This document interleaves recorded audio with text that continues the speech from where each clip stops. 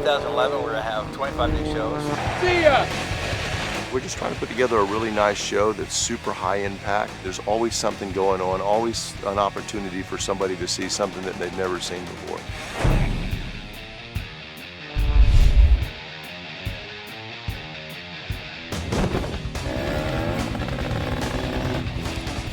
We need to keep aviation moving, and we need young kids to get inspired. For the first time, we're going to have a helicopter, an airplane, and some skydivers, and no one's ever done it before.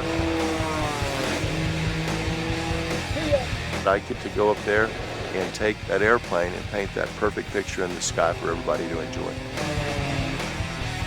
Get ready to have some fun.